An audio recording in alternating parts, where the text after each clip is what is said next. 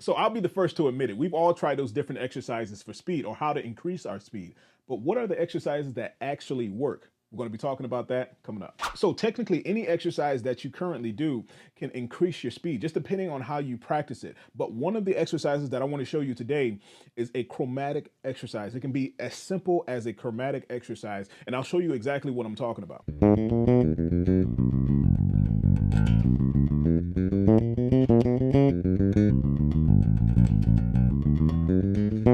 All right, guys, so as you can see, the concept is pretty simple. You're just doing a 4-note pattern. All right, so I'm doing 1, 2, 3, 4 with my fretting hand, and I'm doing it chromatically. All right, I'm starting at the first fret. Okay, so that's just a chromatic line right there on that first string. So on the G string, we have. All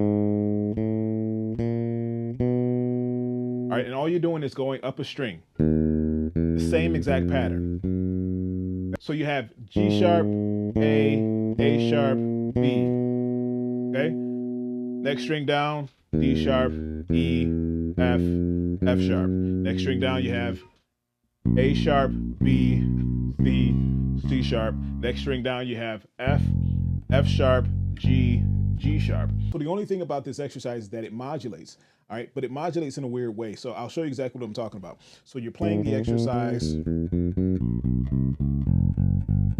When you get to that last note, to that G sharp, you're going to modulate and shift up a half step to the F sharp and start the exercise from there. All right, so instead of starting on the G string, instead of starting on the G string, you start on the E string. Okay, so you do, and then go up from there, A string, right underneath. Okay, we're not moving, you're not shifting, anything like that. You're using a 4-finger pattern all the way up. And then once you get there, you're going to modulate again. All right, so if you started on the A, you're on that string, you're going to start on the A sharp and then work your way back down the same way we started the exercise. Okay, so if that makes any sense, all right, it's pretty simple. You're just kind of adding some variety to the exercise so it's not just so, repetitive. All right, it's already repetitive as it is. So with most exercises that I teach, I always tell you guys to play it with a metronome. And this one, in the beginning, I didn't play it with a metronome just to show you an example of it, but I'll play with one now. This is 60 BPM. Okay, so I'm actually going to play eighth notes because that's pretty slow. But if you need to take it that slow, that's fine. All right, so.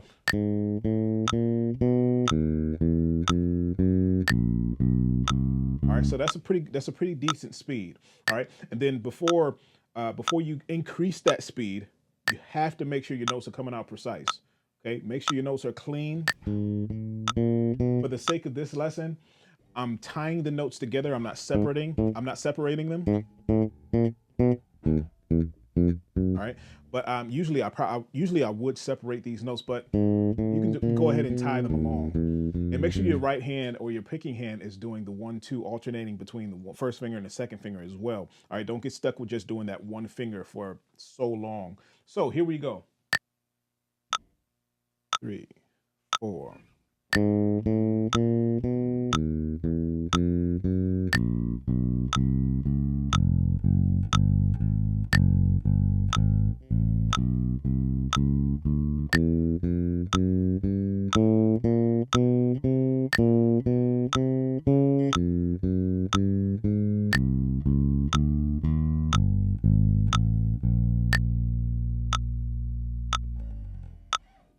All right, guys, so that's just a portion of the exercise. You want to go up as far as you possibly can because after a while, you'll start to feel it in your fingers. And like I always say with most exercises that I do, what goes up must come down. I almost messed that up.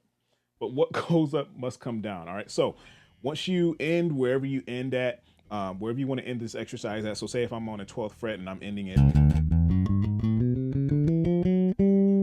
all right, I'm just going to go backwards. All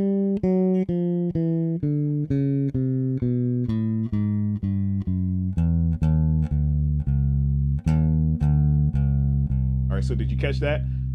I moved it down a half step. The same way we modulated up, now we're going to go down with it, half step. Okay, so that last line, let me show you that last line. So I'm going from E, E flat, D, D flat. then my fourth finger is going to play the E flat, D, D flat, C. Now that's my starting point now. Same thing with the highest note. All right, so my last note here, I started on the F sharp, and I went down. Now I'll start from there.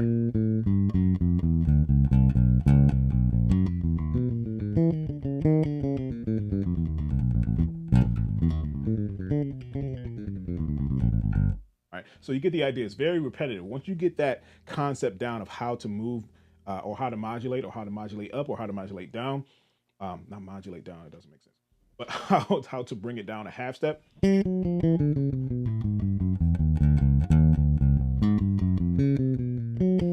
Half step.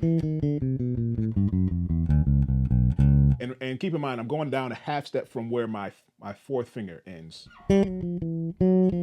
Okay, so same thing works. And the way up, I'm doing it from where my first finger started. So I have the PDF available for you guys so you can follow along easy, along with the sheet music, just to make the process easier for you guys, because it's a pretty intricate exercise. It's actually a simple concept, but it's pretty intricate. All right, all those half steps. Okay, so it's easy to get lost, right? So, but anyway, so there's actually another version of this chromatic exercise that's a little bit more challenging, a little bit more fun to play, but I won't show it here. You guys have to go watch that on the website. So if you like this lesson, take some time out, give it a thumbs up. And if you want to see the rest of this lesson, you want to check it out at daricbennett.com. The link is in the description.